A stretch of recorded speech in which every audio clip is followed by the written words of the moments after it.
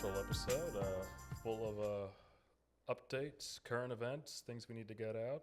No interviews today. It's just the three of us. Yeah. Just the three of us. As soon as you started, I was like, wow, you're really going for it. I love that song. Okay. You know, it's really funny that you brought that up because there's a particular show that happens tomorrow. It's funny. And it is funny because, one, you made me laugh, and two, the person who sings that song. But I don't want to get into the Oscars just yet. All right. How are we doing today? Doing all right, you know. Fantastic. Nice weather outside. Hell yeah. Love it. Trying to hope for the best in our strange little country, you know. Yeah, that's for sure. The divided states of America. Yeah, you know. Yeah. Well, somebody escaped from this country recently. An older gentleman named Gene Hackman. If you want to talk about he didn't escape the country, Max. He escaped the world. Escaped the universe. Christ. Life itself. What an intro. Popeye Doyle just went out. So 95. He lived a long time. He was born in 1930. A prolific actor. Well, that's one of our greatest actors, movie star icon, Gene Hackman, passed away, 95 years old. For those who don't know, he was in like such great films as French Connection, The Royal Tenenbaums, Superman, Bonnie and Clyde, Crimson Tide, The Birdcage, Mississippi Burning, The Firm. The Firm, yes. Was he in Unforgiven? Yeah, won an Oscar, his second Oscar. His first, he won Best Supporting Actor for being in Unforgiven, and he won his first Oscar almost 20 years prior. In fact, 21 years prior in The French Connection for lead actor. He was nominated for Bonnie and Clyde as supporting actor in 1967, French Connection lead actor in 1971. What else? He was the blind man in Young Frankenstein. Yeah, he had espresso to offer. Come back. He was also in, I think, Scarecrow with Al Pacino. Yep. Al Pacino, Bronx Boy. Ah. And of course, Shout out. I can't believe I didn't mention this because I love Gene Hackman, but like this is one that I always bring up along with The Royal Tenenbaums and French Connection. But The Conversation. Oh yes, of course. I love The Yeah, Conversation. it's a great film. It's a reminder that Coppola killed it in 1974. Oh yeah, Coppola Directing it. Coppola was amazing. Coppola, winner of the best Razzies, Razzies, best yeah, worst they're director this year. Megalopolis. Yeah. He's made some of the greatest films, and he's made arguably one of the worst. Yeah, and he was like, I read his speech, his slight tangent. I read his speech after, and it was basically like, yeah, you guys just don't get it yet. It's like, nah, dude, like we're never gonna get this. Hey, man, 8 decades of experience. He knows a lot more than we do. But anyway, yes, Gene Hackman, prolific actor, and I loved him. And he's also, I think, in Get Shorty. Oh yeah, he's hilarious. He was in Get Shorty. so good in Get Shorty. It's funny seeing Gene Hackman kind of play this dorky, Hollywood producer with these fake teeth, you know, and he's kind of like eccentric, and and you see him with the neck brace. Oh man, he's terrific in that. He's played 3 characters named Harry. Really? Harry Cole in the Conversation, Harry Mosby in Night Moves, Harry Zim in Get Shorty. Been meaning to watch Night Moves. Night Moves has been on my watch list for a while. Here's the thing. I tried watching it like 2 years ago, and it was terrific, but I was like getting really sleepy that night. And it was going off Criterion Channel, and I felt really bad. I'm like, I recorded it recently. Oh, cool. And like, as like given current circumstances, like I'm gonna watch it. Like for sure. Like it's just what I was seeing. I was like, this is like damn wonderful. Like I love neo noir. I love Gene Hackman. Hell yeah. It was his reunion with the Bonnie and Clyde director Arthur Penn. Yep. Yeah, it's too bad that when these greats pass away, like that's when people start watching like all of their filmographies, like I'm doing with Lynch. Like that's when I've started watching a lot. But it's kind of the way it goes, and it is good. Like people are being exposed to these filmographies now. I will Just say sucks they have this, to die for but it to it's happen. how you pay homage. Absolutely, Right. yeah. He's 95. He stopped acting, I think, in the early 2000s. Yeah. I will say this: Lynch and Hackman, in varying degrees, but they're both like these very iconic figures of Hollywood. For sure. So it's like it's more of a case of like, in a way, revisiting their stuff as opposed to discovering them. Like Well, for younger generations, though, like I wasn't growing up with David Lynch going to the movie theaters. So Yeah, I mean, the first I remember seeing Mulholland Drive when I was 4. the first Hackman movie I saw was because I liked Will Smith in the 90s, Enemy of the State. My parents watched that a lot when I was. And I'm like, who is this Hackman guy? He's such a great actor. And after that, I get older, I start seeing other things like Get Shorty and an Unforgiven. Right. And then I go back and see eventually Mississippi Burning and others. So, we can take a moment of silence to pay tribute to a phenomenal, prolific actor named Gene Hackman. All right, And yeah. that's it. So, I really liked Behind Enemy Lines. That was a good one. Yeah, I've never seen that. he did that with Owen Wilson, right? Yeah. Do you remember when he gets into the back of the pickup truck Yeah. and they're bumping Ice Cube? Yeah, he's Hell yeah, great. that He's was wonderful. sick. He's so intense. He's been intense through so many generations. He has. Yeah, Like a man's man actor, so to speak. Yeah. yeah, and really played kind of all forms of masculinity. Yeah. The He's nebbish type, and then Get Shorty. the horny Right. Hackman. You Lobotomy. got the like It's always tough funny guy. when Hackman so it's- it's always like there's always like this sense of cool, but he could also play like kind of wounded. Like the conversation, he's like 100%, this yeah. sad loner. Yeah. absolutely. Get Shorty, he's this kind of nebbish Hollywood producer. Yeah. And then you have the Royal Tenenbaums, where it's like a kind of rascally role where you've seen him play before, but very much its own distinct thing, and it's amongst his greatest works. One of my favorite moments in the movie is here's this standoff in the kitchen with Danny Glover's character. Danny Glover, another Hollywood great. Danny Glover is seeing Hackman's ex, Angelica Houston, and That's a lot right It's there. hilarious. and like the way it plays out, like there are some people who like act like Wes Anderson's like not like, it's like he's not like funny, he's just quirky or something, but like Wes Anderson's There's hilarious. There's humor. Yeah. Like, and like like that whole scene, the way it plays out, That's hilarious. it's like watching like these two like tough guys of a certain age trying to like, I mean, Hackman's trying to provoke something. You know, Hackman's character has like, racial biases against him, and he doesn't like the fact that he's seen his ex-wife. Right. And, like Danny Glover, just the way he responds is just the way they play off each other in that scene, just brilliant. That's awesome. That movie is amazing. Like, Love it. It's what I think what you're highlighting, Gordon, is just the amount of range Hackman displayed in his career. So definitely totally, major tribute. Rest in peace, Gene Hackman. for real. Yeah, and Greg, you had something you wanted to speak about. Yeah, it's an executive director of a nonprofit that's looking to develop a single screen cinema in the Bronx. Following somewhat closely the news of what's going on with the strikes with Alamo Drafthouse, specifically in Brooklyn and Manhattan. Their locations downtown Manhattan and Brooklyn. I believe the strike started February 14th, and now they've laid off unfairly 70 seasonal hourly workers in their I believe their 2 locations. And now the phrase has been, and this is something I read recently, forget the Alamo.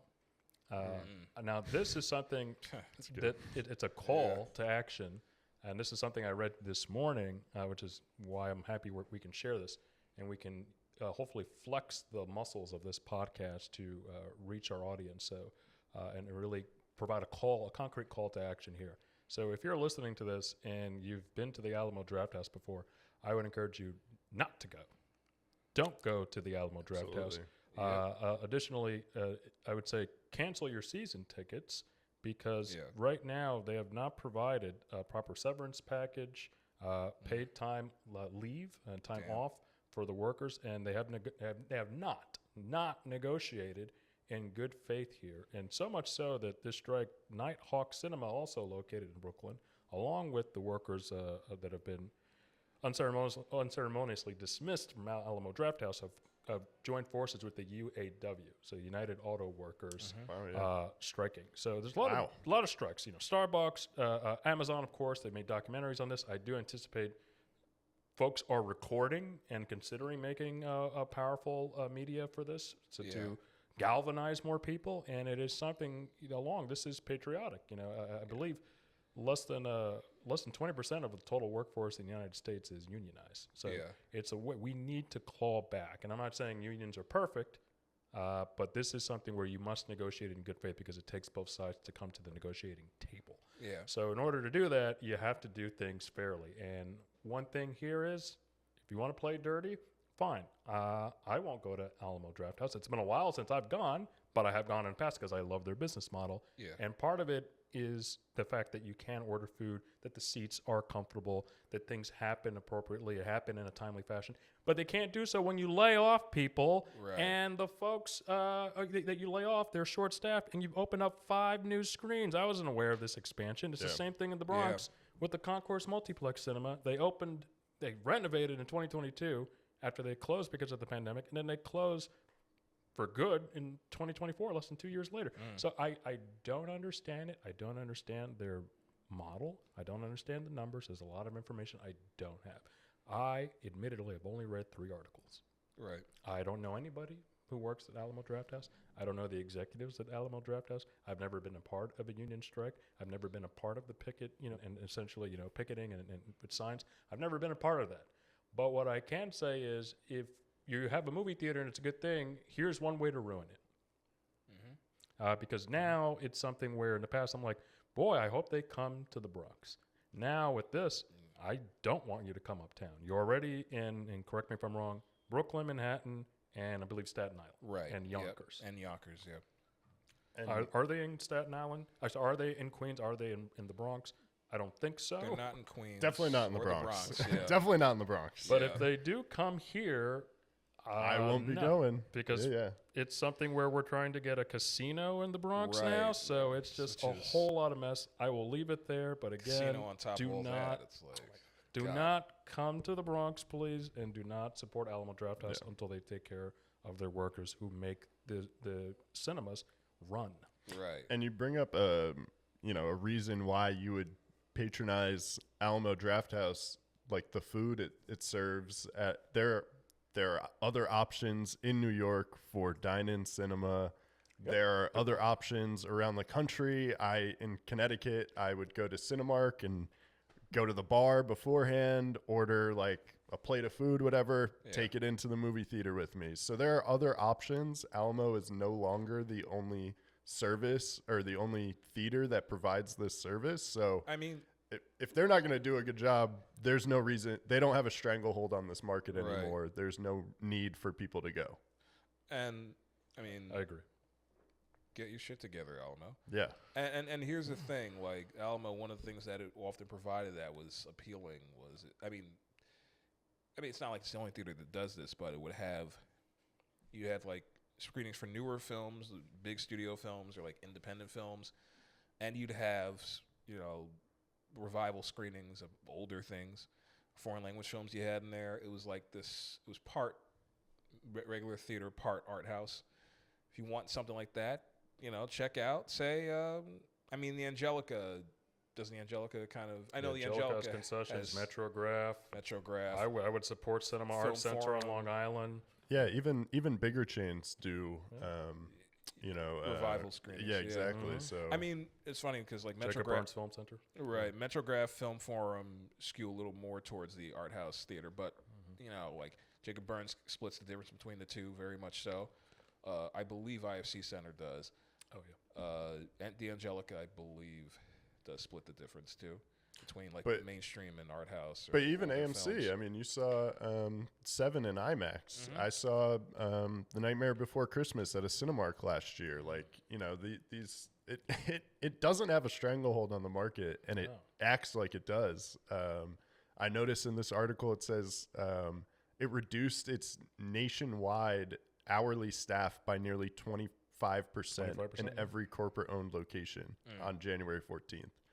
So it's not just New York. I mean, that's where we're seeing a strike. Wait, But January 14th or February? January February. 14th. February 14th is when the strike. Yeah. Brooklyn yesterday. So, yeah, I mean, like you said it, Gordon, get your shit together because I've never been to an Alamo, and this does not make me want to go. And for those of you who live uptown, we don't have a surplus of movie theaters. We don't have many movie theaters. But Right. I would say then, in the meantime, go to Washington Heights.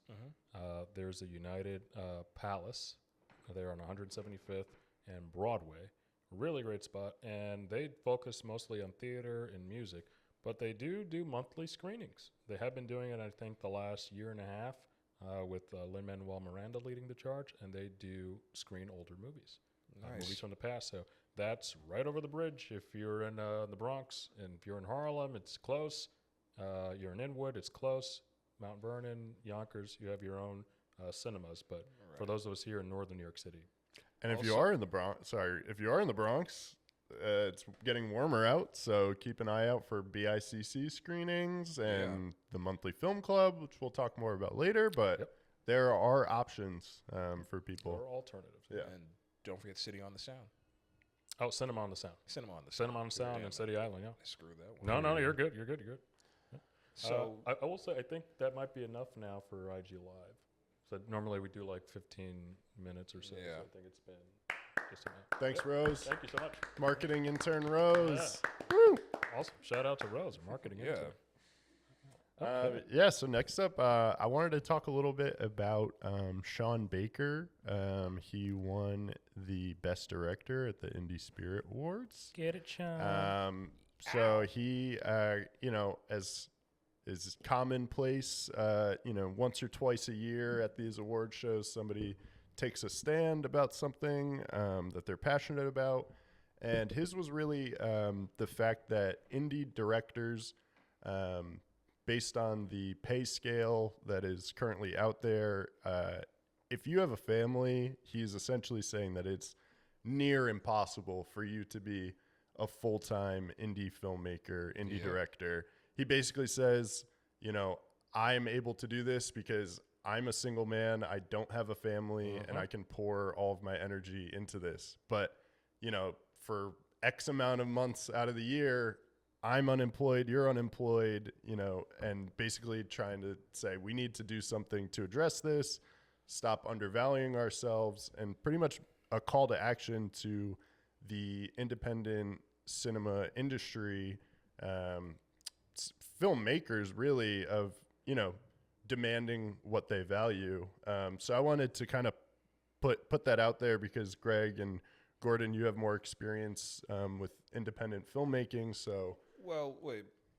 Just a brief correction. When you mentioned he's a single man, I was thinking, like, wait a minute. He's married to.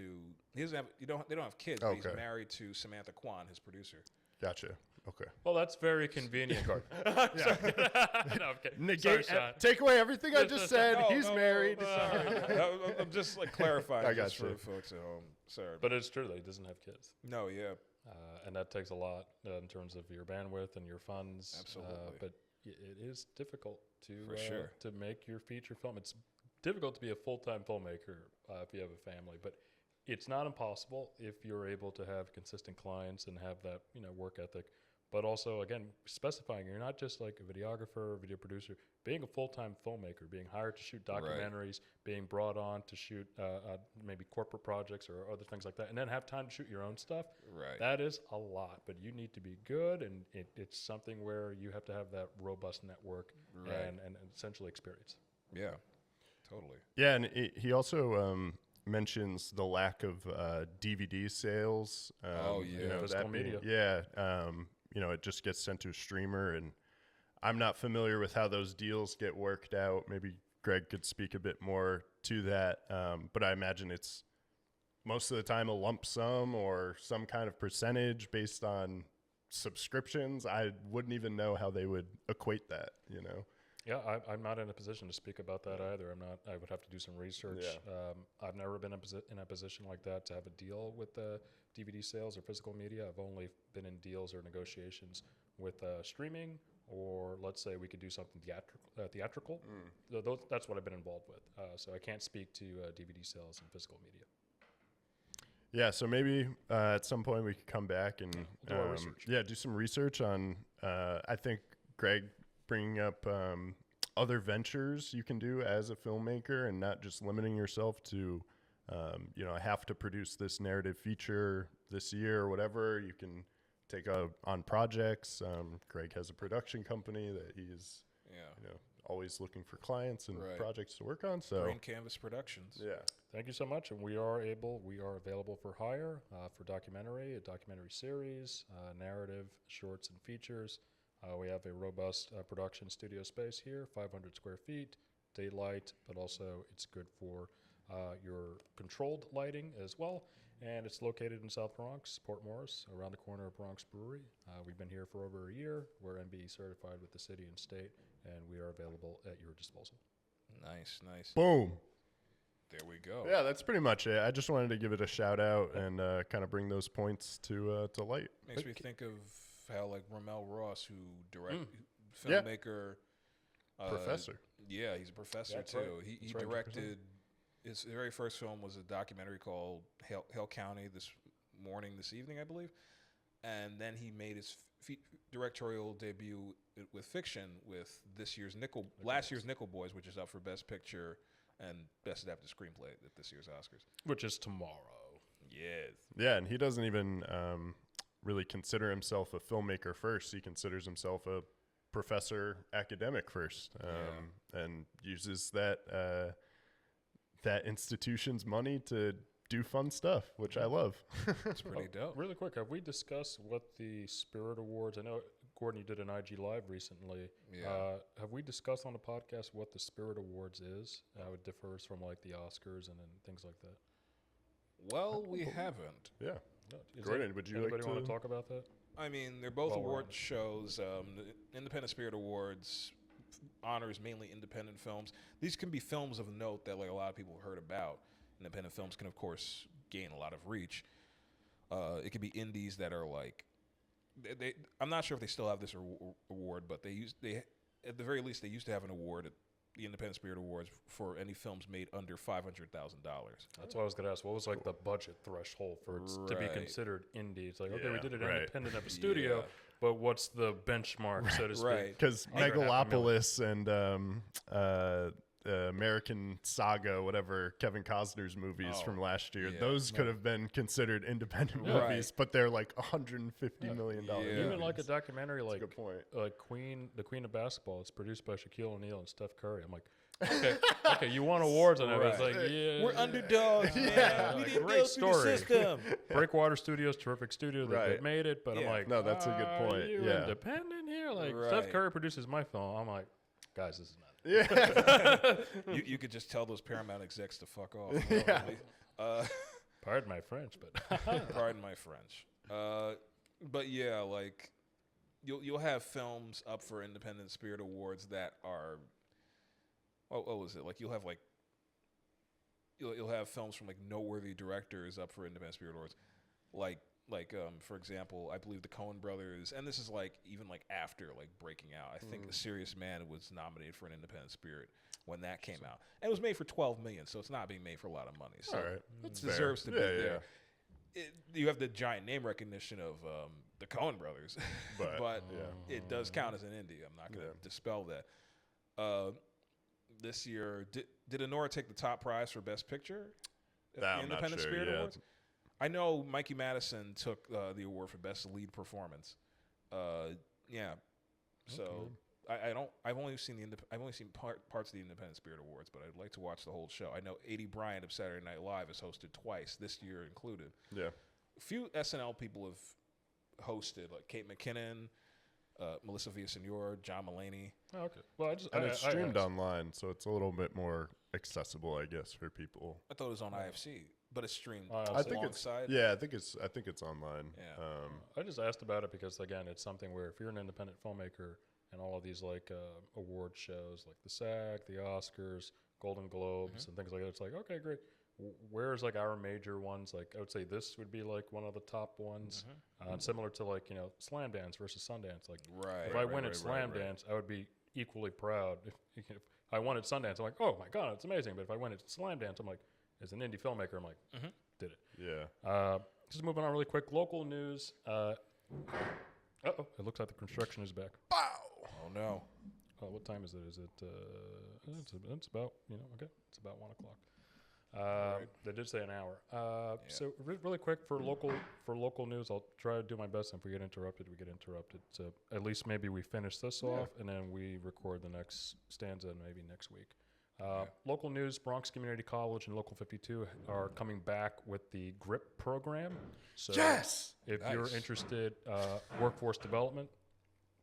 If you're interested in workforce development, Bronx Community College's GRIP program with Local 52 is coming back in April. So we'll put the link in the video for this, and also Yes. we'll share it via the Bronx Independent Cinema Center's monthly newsletter, and we'll share on social media as well. So that's starting in April. I think it's going to be 90 hours. Awesome. 90 hours? 90-hour program. I assume it might be the same model. I have to look at it, but yeah, if you're looking to join the workforce, this is a great way to, or at least develop your skills.